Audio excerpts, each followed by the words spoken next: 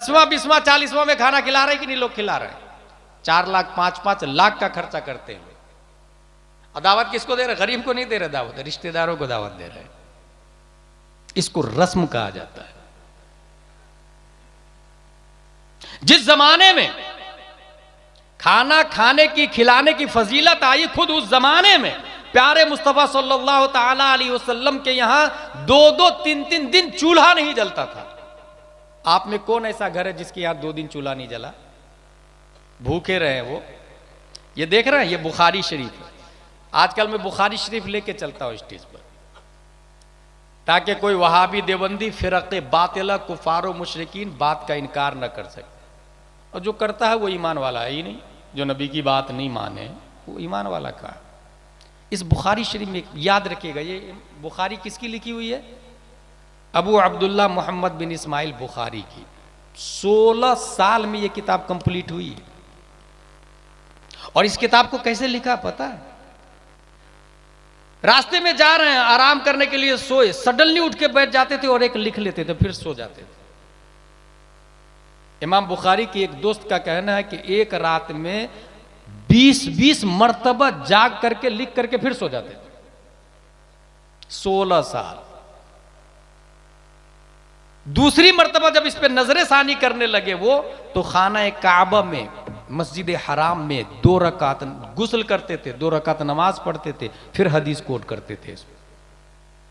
और जब तीसरी बार लिखने के लिए बैठे, नजरे सानी के लिए और सेटिंग करने के लिए बैठे, तो कहां पर? हुजरा-ए आयशा और मिंबर मुस्तफा के बीच में, रोज़तुम मिन रियाज़िल जन्नत जिसको कहा जाता है, रियाज़े जन्नत में बैठ करके इन्होंने वही 2 रकात नमाज गुस्ल और फिर तहर्री करते थे, इस हदीस को किस बाब में लिखूं। क्यों लिखा इन्होंने? ताकि बरमपुर के मुसलमान पढ़े, हम तक सही सही किताब पहुंचे। इसमें एक हदीस शरीफ है, वो हदीस शरीफ मैं सुनाना चाह रहा हूं। बुखारी शरीफ अबू अब्दुल्ला मोहम्मद बिन इस्माइल बुखारी की किताब है। अन अबी हुरैरा रज़ियल्लाहु अन्हु अन्ना रजुलन अतन नबी सल्लल्लाहु अलैहि वसल्लम फबअथ इला निसाई फकुलना मा मअना इल्ला अल-मा फक़ाल नबी सल्लल्लाहु अलैहि वसल्लम मन यदुम औ यज़ीफ़ु हादा फक़ाल रजुलुन मिनल अंसार अना फंतलक बिही इला इमरातिही फक़ाल अक्रिमी ज़ैफ़ रसूलिल्लाहि सल्लल्लाहु अलैहि वसल्लम। मतलब ये है कि हुजूर सल्लल्लाहु अलैहि वसल्लम के यहाँ एक मेहमान आए। हुजूर सल्लल्लाहु अलैहि वसल्लम ने अपनी अज़वाज के पास भेजा, को कुछ खाने कहा है, मेरे पास मेहमान आए। तो जानते हैं अज़वाज मुतहरात क्या जवाब देती है? मा माना इल्लल मा, या रसूल अल्लाह पानी के सिवा कुछ नहीं। रसूलुल्लाह के मेहमान आए, याद रखिएगा। जवाब क्या है? या रसूल अल्लाह पानी के सिवा कुछ नहीं। लफ्ज पे गौर कीजिएगा, नबी की ज़ौजा उम्मुल मोमिनीन, मोमिनों की माँ, जवाब क्या दे रही है? पानी के अलावा कुछ नहीं। वो ये भी कह सकती थी खाने का कुछ नहीं, मगर क्या कहा? पानी के अलावा कुछ नहीं। इसका मतलब यह है कि अल्लाह का लाख लाख शुक्र है कि उसने पानी दिया। इसका मतलब यह है कि जो है उसका शुक्र अदा करे, इत्मीनान होगा। और शुक्रगुजार खातून का सिला क्या मिलता है, यह भी लगे हाथ सुनते चले। अभी अरब का वजूद नहीं हुआ है, अरब का नामो निशानी नहीं, रेगिस्तान रेगिस्तान रेगिस्तान। इब्राहिम अलैहिस्सलाम अपनी बीवी और छोटे दूध पीते बच्चे इस्माइल अलैहिस्सलाम को छोड़ के चले गए। और यह बात आप अपनी मस्जिद के इमाम साहब से सुने होंगे। और इमाम साहब से बात वही सुनेगा जो जुम्मा में तकरीर से पहले पहुंचेगा। ये जो खुतबा अरबी में पढ़ा जाता है ना, वो नबी की तकरीर थी। नबी तकरीर करते थे, माहौल के हिसाब से अरबी में तकरीर करते थे। अभी चूंकि अरबी हमें नहीं आती, इसलिए उर्दू में तकरीर होती है अलग से। हमसे अच्छे खतीब होते हैं आपकी मस्जिद के इमाम साहब। हमें लोग माकूल नजराना देते हैं, मगर इमाम साहब को तकरीर के बाद कोई 100 रुपये का मुसाफा करने को तैयार नहीं होता। इसी को कहते हैं रस्म। जलसे में खतीब को बुला के नजराना देना और इमाम साहब को जुमा के बाद मुसाफा नहीं करना पैसे लेकर के, इसको रस्म कहा जाता है। स्पिरिचुअल ऑफ इस्लाम नहीं है। हर दीन सिखाने वाले को पैसा दिया जाए, यही इस्लाम है। इमाम आजम का नाम सुना है आप लोगों ने? उन्होंने अपने बेटे को ट्यूशन पढ़ाने के लिए मौलाना साहब को रखा। जब बेटा सूरह फातिहा पढ़ लिया तो इमाम आजम खुश हो गए और जेब में हाथ डाल के 500 दिरहम दिया इमाम साहब। इमाम साहब ने कहा कि मैंने हुजूर इतने का पढ़ाया भी नहीं है, मैंने 500 दिरहम का पढ़ाया भी नहीं है। इमाम आजम का जवाब सुने, वो कहते हैं कल से आप पढ़ाने नहीं आइएगा क्योंकि सूरह फातिहा की कीमत आपको पता नहीं है। कल से आप पढ़ाने मत आइएगा, सूरह फातिहा की कीमत आपको पता नहीं। रेगिस्तान है, इस्माइल अलैहिस्सलाम दूध पी रहे हैं, बीवी कह रही है हजरत हाजरा अपने शौहर से, मुझे क्यों छोड़ के जा रहे हैं? साइलेंट। मुझे क्यों छोड़ के जा रहे हैं? साइलेंट। क्या अल्लाह का यही हुक्म है? कहा हाँ। तो कहा फिर तो ठीक है, अल्लाह का हुक्म है, फिर अल्लाह ताला सबसे बेहतरीन हिफाजत करने वाला है। Sufficient for us is Allah and He is the best disposer of affairs. अल्लाह हमारे लिए काफी है। फिर वो पूरा वाकया है, जमजम निकला, कबीले बनी जुरहुम वालों ने परिंदा को देखा उधर जाते हुए तो समझ गए इधर पानी होएगा। उधर गए तो देखा हजरत हाजरा है और इस्माइल अलैहिस्सलाम है। बीबी खातून, क्या हमको पानी पीने की इजाजत है? हजरत हाजरा रदियल्लाहु अन्हा फरमाती है पानी की इजाजत तो है मगर मालिका मैं रहूंगी। कहा मुझे मंजूर है। कबीला वहीं आबाद हुआ। उसी कबीले में इस्माइल अलैहिस्सलाम की शादी हुई। बरसों बाद इब्राहिम अलैहिस्सलाम ससुर आए। पता क्या इस्माइल किधर है? घर बताया गया। दरवाजे को नॉक किया, अंदर से खातून निकली। आप कौन? बोले मैं इस्माइल की बीवी हूं। आप कौन? कहा मैं इब्राहिम हूं। इस्माइल कहा? बोले शिकार करने गए। वो आए तो मेरा सलाम कहिएगा और कहिएगा दरवाजा बदल दे। आपकी तबीयत कैसी, हालत कैसी है? कहा बहुत बुरी हालत है। शिकार मिलता है तो खाते हैं, नहीं मिलता तो भूखे रह जाते हैं। इब्राहिम अलैहिस्सलाम ने क्या कहा? वो आएंगे तो सलाम कहिएगा और कहिएगा दरवाजा बदल दे। ये बोल के चले गए इब्राहिम अलैहिस्सलाम। इस्माइल अलैहिस्सलाम आए, खुशबू से पहचान लिया, हुलिया पूछा, बताया, कहा क्या कहा सलाम पेश किया है और कुछ कहा हाँ ये कहा कि दरवाजा बदल दे। कहा ठीक है, मैंने आपको अपने निकाह से आजाद किया, दरवाजा बदल दे का यही मतलब है, आजाद कर दिया। कबीले बनी जुरहुम में दूसरा निकाह किया आपने। फिर बरसों बाद इस्माइल अलैहिस्सलाम, इब्राहिम अलैहिस्सलाम आए इस्माइल अलैहिस्सलाम से मिलने। फिर इस्माइल अलैहिस्सलाम शिकार पर, दरवाजा को नॉक किया, अंदर से खातून। आप कौन? कहा मैं इस्माइल की बीवी हूं। आप? कहा मैं इब्राहिम हूं। इस्माइल कहां? बोले शिकार पर गए। क्या हाल है आपका? कहा अल्हम्दुलिल्लाह अला कुल्ली हाल, अल्लाह का लाख लाख शुक्र और एहसान है। इब्राहिम अलैहिस्सलाम फरमाते हैं कि इस्माइल आएंगे तो मेरा सलाम कहिएगा और ये कहिएगा दरवाजा बहुत अच्छा है, बाकी रखे। ये बोल के चले गए। इस्माइल अलैहिस्सलाम आए, वजह पूछी, बातें पूछी। कहा आप मेरे अब्बू को बहुत पसंद है, वो आपके ससुर जी थे मेरे वालिद मोहतरम इब्राहिम अलैहिस्सलाम। Should be noted this point. उसने ये कहा बहुत बुरा हाल है, इसको नाशुक्री कहते हैं। इसने ये कहा अल्हम्दुलिल्लाह अला कुल्ली हाल, अल्लाह का लाख लाख शुक्र है। जाहिरन तो ये लगता है कि वो इस्माइल अलैहिस्सलाम की बीवी बन के रही, मगर हकीकत में फायदा आपको सुनेंगे तो हैरत होगी। मशीयत इलाही ये चाह रही है कि मेरा महबूब जिस पेट में परवरिश पाए, वो पेट हजरत आमिना से लेकर हजरत हव्वा तक कोई नाशुक्र नहीं होना चाहिए। इसहाक अलैहिस्सलाम से दर्जनों अंबिया किराम पैदा हुए हैं, मगर इस्माइल अलैहिस्सलाम से सिर्फ एक ही नबी है, हजरत मोहम्मद मुस्तफ़ा सल्लल्लाहु ताला अलैहि वसल्लम। खातून ने नाशुक्री की, रब ने बदल दिया, मशीयत ने तब्दील कर दिया, और जिसने शुक्र अदा किया बदले में उस खातून को अल्लाह ने मुस्तफ़ा की दादी बना दिया है। या रसूल अल्लाह जिंदाबाद। ताजू सरिया जिंदाबाद, अल्लाह अकबर या रसूल अल्लाह। देख रहे आधे से ज्यादा लोग जा चुके ना। अब ये कमेटी वालों को बोलेंगे, कहेंगे नहीं हुजूर आप पहले कर लेते तो वो भी चले जाते, सब पब्लिक चले जाते। भाई साहब इंपॉर्टेंट मैसेज पब्लिक के पास पहुंचना चाहिए। पब्लिक जाए या रहे ये इंपॉर्टेंट नहीं है, जलसा इंपॉर्टेंट नहीं है, मैसेज इंपॉर्टेंट है। मस्जिद और मदरसा इंपॉर्टेंट नहीं है, उसके अंदर दीन की जो बातें बताई जाती है वो इंपॉर्टेंट है। इसको रस्म रिवाज कहते हैं।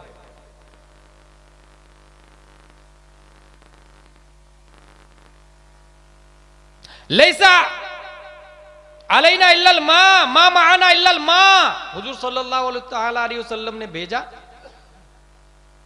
अज़वाज मुतहरात ने क्या जवाब दिया? हुजूर सिर्फ पानी है। अब हुजूर सल्लल्लाहु अलैहि वसल्लम फरमाते हैं सहाबा में से कौन है जो मेरे मेहमान को, यानी मेहमान रसूल को कौन खाना खिलाएगा? बुखारी शरीफ की जो हदीस पढ़ी मैंने, एक सहाबी खड़े हो गए, हजरत मैं खिलाऊंगा, और ले गए घर। अपनी बीवी से पूछा कुछ है घर में?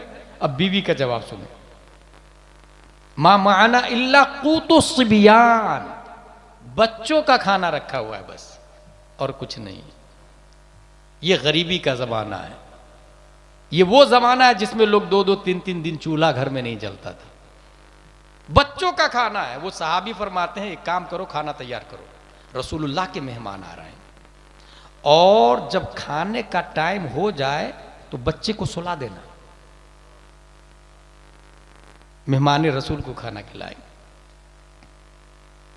खाना तैयार, दस्तरखान बिछाया, बच्चे को सुला दिया, चराग को जलाया, दस्तरखान पे खाना मौजूद है। अब खाने से पहले चराग की इस्लाह की नीयत से खड़े हुए और चराग को बुझा दिया, और दोनों वहां पर ऐसे बैठे रहे जैसे वो खुद भी खा रहे हैं। हालांकि वो खा नहीं रहे थे, मेहमान को खिला रहे थे, एक्टिंग ऐसी कर रहे थे कि वो खुद ही खा रहे हो। मगर चराग बुझाने की नीयत क्या थी? रसूलुल्लाह का मेहमान भूखा नहीं रहे। मदरसे में पढ़ने वाले तलबा रसूलुल्लाह के मेहमान होते हैं, मेहमान रसूल होते हैं। अपना पेट भरने से पहले रसूलुल्लाह के इस मेहमान की खबर ले लेते हैं आप। अपने घर के टाइल्स बदलने से पहले रसूलुल्लाह के घर की टाइल्स बदल देते हैं आप।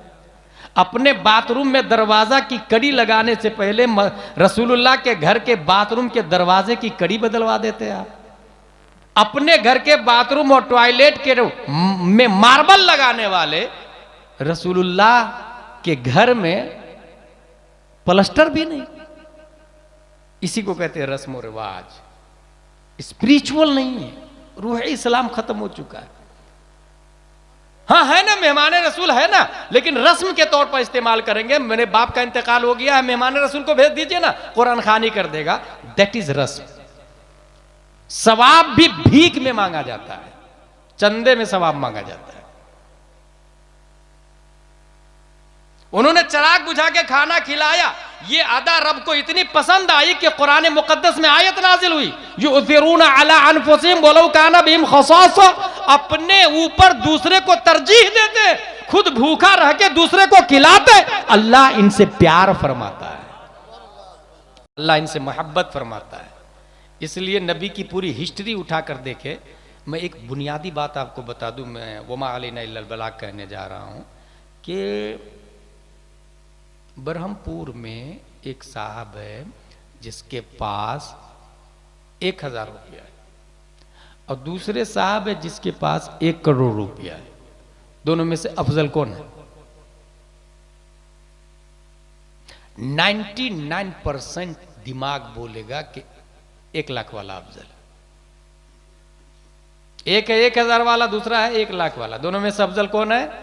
99% लोग क्या बोलेंगे? 1 लाख वाला। इस्लाम बोलता है गलत। इसको यूं समझे कि एक मैना है, उस मैना के मुंह में गेहूं का 1 दाना है, दूसरा मैना है जिसकी गर्दन में 1 किलो गेहूं के दाने की थैली लटकी हुई है। दोनों में से अफजल कौन है? 1 दाना वाला। अपने घोंसले में उड़ के वही जा सकता है, अपनी बीवी बच्चों से वही मैना मिल सकता है। कुव्वते परवाज 1 दाने से है, 1 किलो दाने से कुव्वते परवाज का झनासा निकल जाता है। वो परिंदा उड़ नहीं सकता। इंसान लाहूत का परिंदा है। जिस प्लेनेट से इंसान आया है उसे जन्नत कहते हैं। जन्नत से इंसान की रूह उड़ करके आई है और इंसान की रूह उड़ करके जाती भी है। बोझ दुनिया का जितना कम होगा रफ्तार उतनी ही ज्यादा होगी। इसी को कलंदर लाहौरी ने कहा है, ऐ ताइर लाहौती, उस रिस्क से मौत अच्छी जिस रिस्क से आती हो परवाज में कोताही। और इसी की तर्जमानी मेरा इमाम अच्छे रजा, प्यारे रजा, आशिक रजा, फाजिल रजा, अल्लाह की रजा, सहाबा की रजा, इमाम अहमद रजा खां फाजिल बरेलवी करते हैं तो कलम से कहते हैं, लिख उन्हें जाना उन्हें माना, न रखा गैर से काम, लिल्लाहिल हम्द में दुनिया से मुसलमान गया।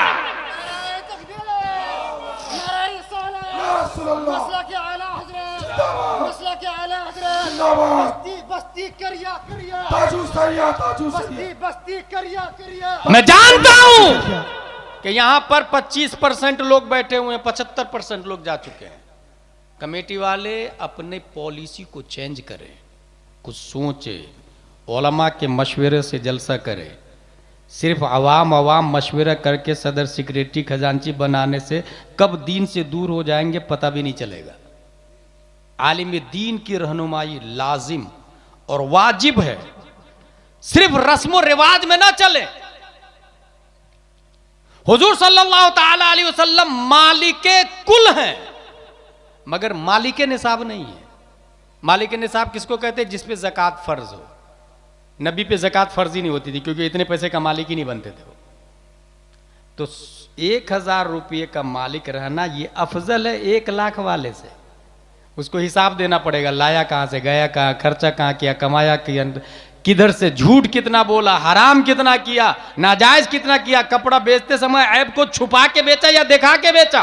और ये 1000 वाला शॉर्ट एंड स्वीट में हिसाब देगा और जन्नत में चला जाएगा। हमारे नबी फरमाते हैं एक गरीब अमीर से 500 साल पहले जन्नत में चला जाएगा। ये समझने वाली बात है, स्पिरिचुअल बात है। मस्जिद तौबा की बात बता रहा था मैं। मस्जिद में पढ़ाई हो रही है, एक तालिब इल्म 3 दिन से भूखा है, पढ़ते पढ़ते पढ़ते पढ़ते भूख लग रही है उसको, बर्दाश्त नहीं हुआ। वो गया, घर से निकला और एक दरवाजा खुला हुआ था, घुस गया अंदर तो देखा कि औरतें बैठी हुई है, फौरन पलट के वापस आ गया। दूसरे घर दरवाजा देखा, उसके अंदर खुशबू आ रही थी खाने की, अंदर देखा कोई नहीं है। ये देखिए कौन बात कर रहा है, इसको बोले आप ही माइक पे आके तकरीर कर ले आप। दरवाजा खुला था, वो अंदर गया, खाने की खुशबू आ रही है। देखा कि बैगन की सब्जी पकी, चम्मच डाला बैगन की पतीली में, एक बैगन निकाला, पकड़ा, मुंह में डाला, दांत गराया, फिर ख्याल आया ये तो हराम है यार, अब मैं मेहमान रसूल हूं और हराम खोरी ना, गंदी बात। उस बैगन को वापस रख दिया, चला गया। भूखा पेटे 3 दिन से पढ़ रहा हजरत की बारगाह में, मस्जिद ही में पढ़ रहा है। इसलिए मैं कहता हूं मस्जिद का इमाम जो होना चाहिए वो आलिम होना चाहिए। मस्जिद में पढ़ाई होनी चाहिए। मस्जिद में बहार शरीयत, अनवार शरीयत, कानून शरीयत होना चाहिए। बुखारी और मुस्लिम होना चाहिए, न कि माँ बाप के मरने पे पारे की पेटी रख दी और समझ गए कि बहुत सवाब मिल गया मुझको। एक शख्स अपनी भतीजी को लेकर के आया, इमाम साहब मेरी भतीजी है, इसकी शादी कर दे आपके उलमा में से। उन्होंने ऐलान किया इमाम साहब में, कौन है इस खातून से शादी करेगा? कोई नहीं हाथ उठाया। हजरत ने खुद ही फरमाया तुम शादी कर लो। उस शख्स ने कहा हुजूर मैं 3 दिन से भूखा हूं, मेरे पास कुछ है नहीं। बोले टेंशन मत लो तुम, इनके पास सब कुछ है क्योंकि ये खातून मालदार है। वहीं पर निकाह हो गया। कितना आसान है निकाह करना, इतना ही आसान निकाह होना चाहिए। अभी मुझे लाने के लिए जो लोग गए थे, शेख साहब सब थे, मैंने बताया उनको कि निकाह जितना ज्यादा आसान होगा जिना का खात्मा होगा। और आप लोग को एक अंडर और बुक की बात बताऊं, बाज़ाब्ता पूरी दुनिया में 150 से ज्यादा मुल्कों ने जिना को लीगल कर दिया है, जिसका नाम लिविंग रिलेशनशिप दे दिया है। माज़ल्लाह रब्बिल आलमीन। यही क़यामत की निशानी है, लिविंग रिलेशनशिप क़यामत की निशानी है। इसलिए शादी मुश्किल हो गई। कितना आसान था निकाह करना, निकाह गवाह, कोई खाना, कोई बारात, कोई ढोल ताशे बाजे नहीं, कबूल है कबूल है कबूल है, निकाह हो गया। खातून बोलती है मेरे सरताज घर चलिए, अपने सरताज को वो घर ले जाती है। जब तपेली में खातून ने दस्तरखान लगाया, कहा हुजूर आप बैठिए मैं खाना लेकर के आती हूं। जब खातून ने तपेली का ढक्कन हटाया और सब्जी में चम्मच डाला तो दांत कटा हुआ बैगन निकला। वो खातून कहती है कितने अजीब लोग हैं, दांत काट के छोड़ दिया। वो नौजवान बोलता है वो अजीब आदमी कोई और नहीं मैं हूं। अल्लाह के डर से,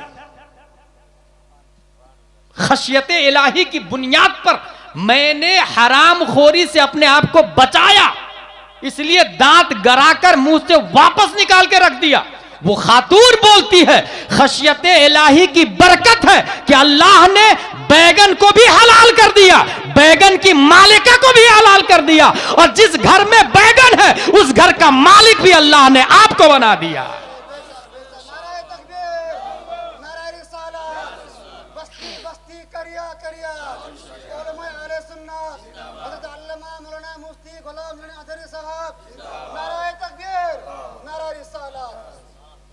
ये मोबाइल है, अगर आपने चुरा लिया तो हराम है, मांग के लिया तो हलाल है। होटल है, समोसा है, धीरे से हाथ डाल के जेब में रख लिया, हराम है। भाई भूख लग रही, समोसा दे दो यार एक, हलाल है। कितना माइनर फर्क है। बैगन हराम था, अल्लाह से डरा, हलाल हो गया। अगर इंसान अज़्म कर ले कि नहीं मैं हराम नहीं खाऊंगा, मैं हलाल खाऊंगा, अल्लाह ताला उनके दर्जे बुलंद फरमा देता है। ये लोग मुर्शिदाबाद कहां के हैं, ये कितने किलोमीटर है यहां से? 300 करीब आसपास। इसी को रस्म कहते हैं। बरहमपुर वाले कितने हाफिज बने? Should be noted this point. 150 kilometre से आकर के ये हाफिज बन के जा रहे हैं। अच्छा, आप लोग खाना मदद भी कर रहे हैं, करना भी चाहिए, लेकिन जहालत का खात्मा इनको हाफिज बनाने से नहीं होगा। जहालत का खात्मा तब होगा जब आपके बच्चे पढ़ेंगे मदरसा कलीमिया में।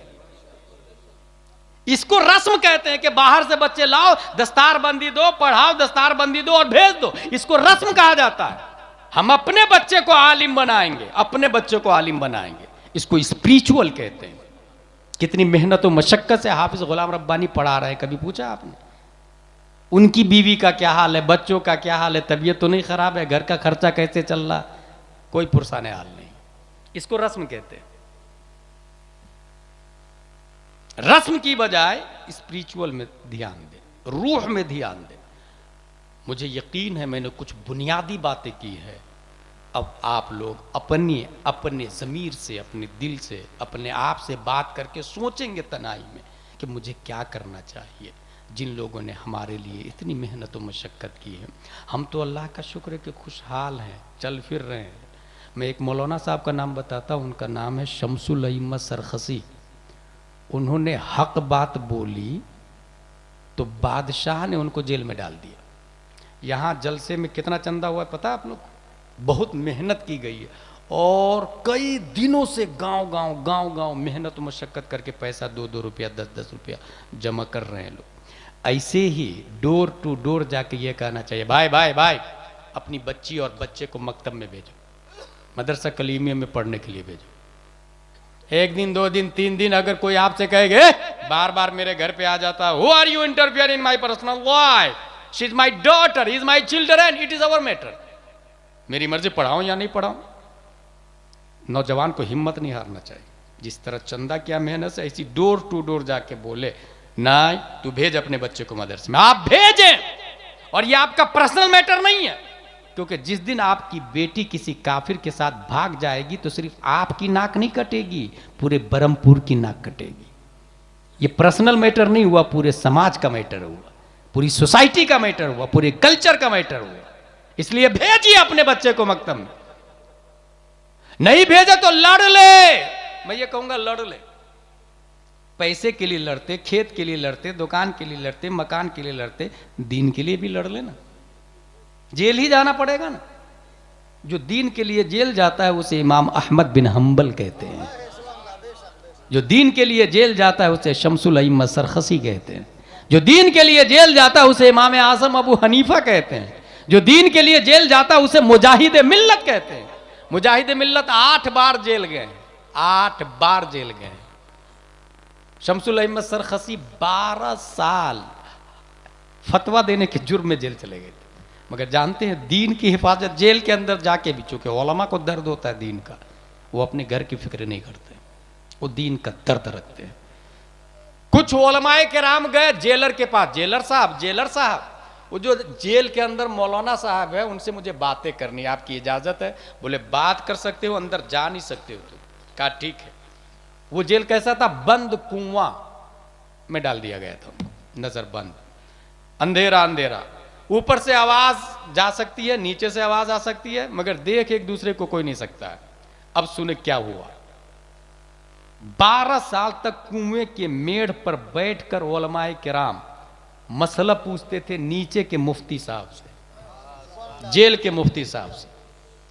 मुफ्ती साहब आधा सर का मसा किया तो वुजू होगा कि नहीं होगा? अंदर से मुफ्ती साहब जवाब देते थे, चौथाई सर का मसा फर्ज है, पूरे सर का मसा मुस्तहब है। उलमाए किराम ऊपर कुएं पे बैठे थे ना, वो लिख लेते थे जवाब को।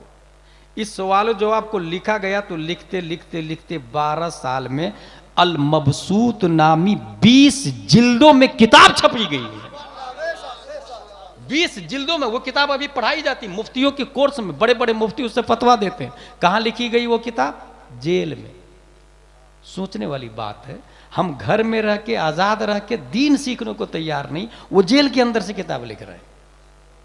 जेल के अंदर से किताब लिख। सुन्नी देवबंदी की अगर बात करें आप, तो बहुत सारे लोग जाते हैं हरम में, वहाबी इमाम के पीछे नमाज पढ़ लेते हैं, रिश्ता वहाबी के यहाँ कर लेते हैं। अब वहाबी क्या रिश्ता करेंगे तो बच्चा तो वहाबी पैदा होगा ना भाई, जबकि वहाबी से निकाह होता ही नहीं, देवबंदी से निकाह होता ही नहीं, राफजी से निकाह होता ही नहीं, सुले कुल्ली से निकाह नहीं होता है। आप हरम में जाके हज करने जाते, वहाबी इमाम के पीछे नमाज पढ़ के आ जाते। मगर वहां एक मौलाना साहब गए और जानबूझ के नमाज के टाइम घूमते रहते थे।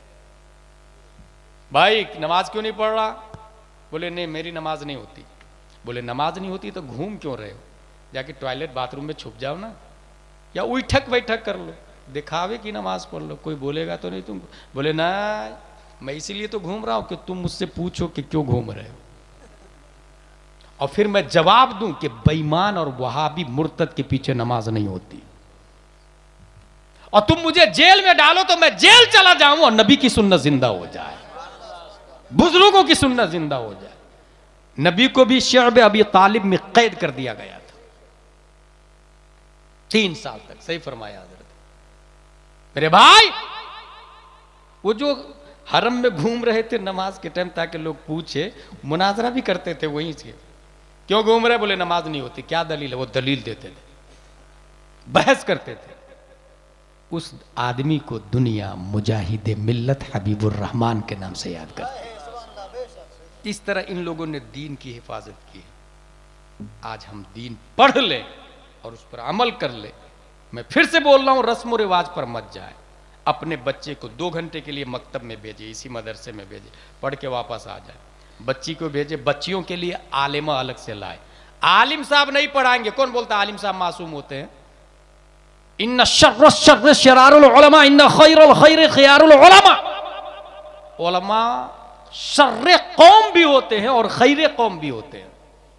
उलमा में बहुत बुरे भी आते हैं। पहचानना आपको है कि यह अशरफ अली थानवी वाला है या आला हजरत वाला है। ये डिसाइड आपको करना है कि ये किधर वाला है। आलिम साहब बच्चियों को नहीं पढ़ाएंगे, आलिमा पढ़ाएगी।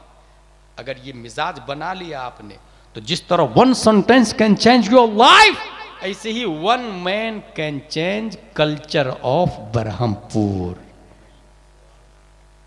हर इंसान इस वक्त मोबाइल में लगा हुआ है। टीवी खोले, रिमोट आप चालू करें तो हजारों चैनल है। अपने चैनल कितने हैं? कभी सोचा आपने? सुन्नियत की हिफाजत करने वाले, दीन की हिफाजत करने वाले कितने चैनल? पैसे नहीं हमारे पास, करोड़ों रुपया लगता है चैनल खोलने के लिए। और जिस रईस को अल्लाह ने दौलत दी है, इतना बेगैरत और बेहिस है कि उसे दर्द ही नहीं है दीन का। वो एक बिल्डिंग के बाद मालदा में दूसरी बिल्डिंग बनाएगा, तीसरी कलकत्ता में, चौथी मुंबई में खरीदता है। चैनल की फिक्र नहीं होती, दीन की हिफाजत कहां से फिक्र होगी? वो तो खुद ही पढ़ा लिखा नहीं है। दीन का दर्द जिसको होता है वो अपने हिसाब से जहां तक हो सकता काम करता है। ऐसे ही नाचीज ने एक चैनल खोला है, और ये मोबाइल का चैनल है, और ये वीडियो चैनल नहीं है, ऑडियो चैनल है,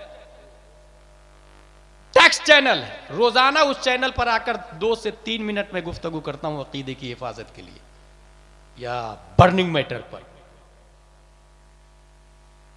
हम टीवी पे चैनल नहीं खोल सकते हैं, मोबाइल हर हाथ में है ना।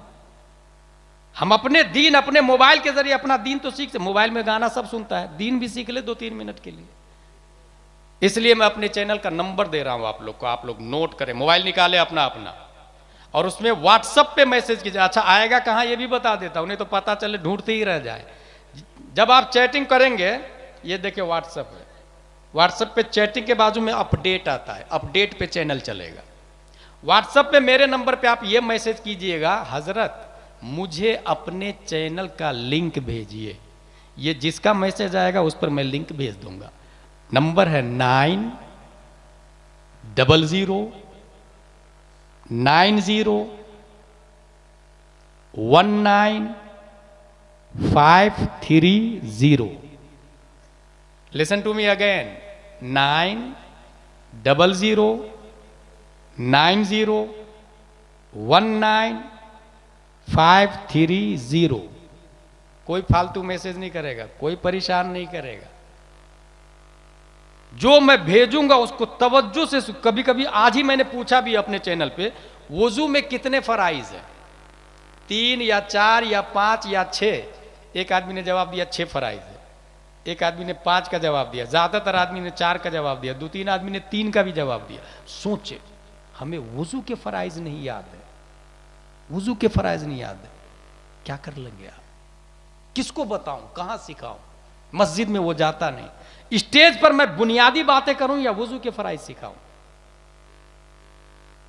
वुजू में 4 फराइज है, चेहरा धोना, हाथ धोना, मसा करना, पांव धोना।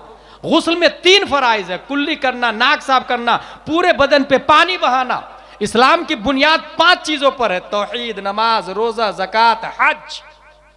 ये बुनियादी चीज है। अल्लाह तबारक व तआला हम सबको कुरान शरीफ, हदीस शरीफ, फिक़्ह शरीफ पढ़ने, समझने, अमल करने की तौफीक अता फरमाए।